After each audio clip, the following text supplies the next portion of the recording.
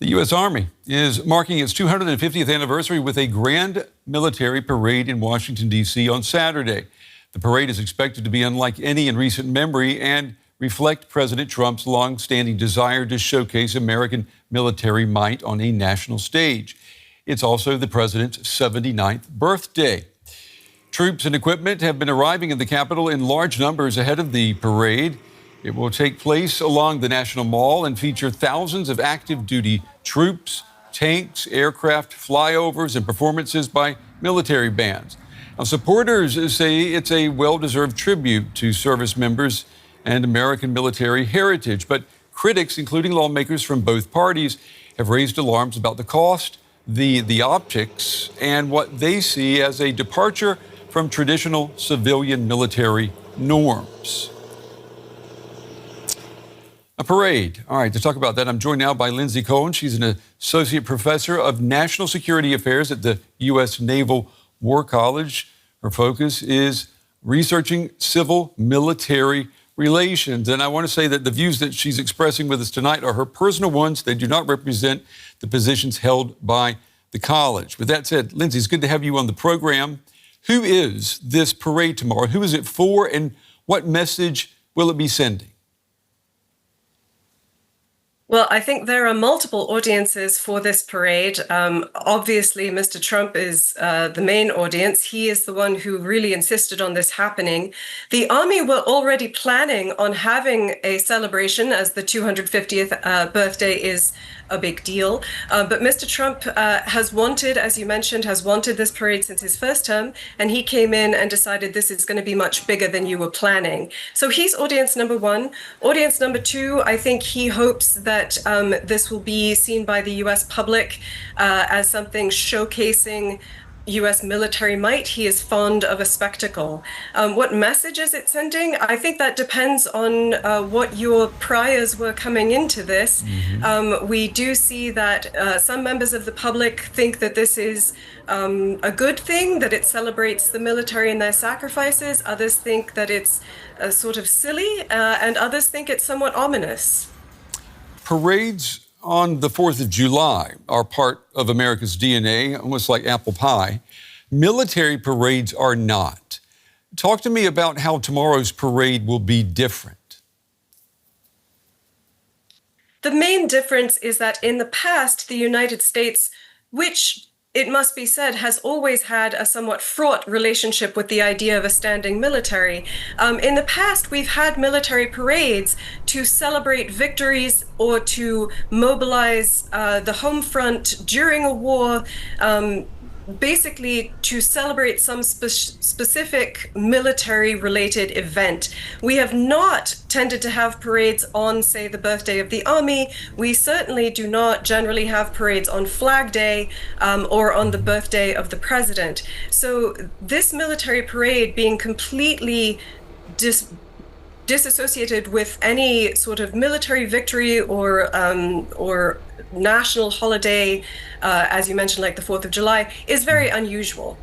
Yeah, and you know, you teach at the US Naval War College.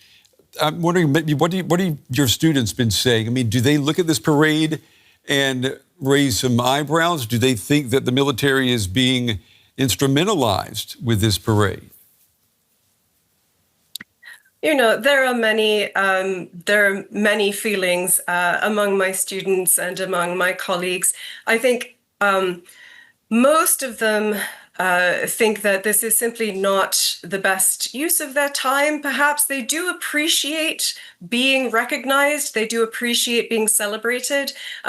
But to be frank, no military person likes being in a parade. They're hot, they're tiring, and some of them, I think, do feel that there is some inappropriateness in terms of how often the president has mentioned his birthday in connection with this. Yeah. Do they feel that this is more about the military, about them, or do they think that maybe it's actually more about the commander-in-chief? Well, the army certainly is taking it as being about them. They have designed this parade to be sort of a history of the US Army. They're going to be in period costumes and playing fifes and drums to evoke the colonial troops and the revolutionary troops in the Civil War era. So the army is working very hard to make this about themselves. What the rest of the country thinks is another issue, though, and we do have some polling out that indicates that large numbers, large proportions of the country think that this is a waste of money. They don't necessarily object to having a parade, but they do think that this is not an appropriate use of money and maybe not the thing that we should be focusing on right now.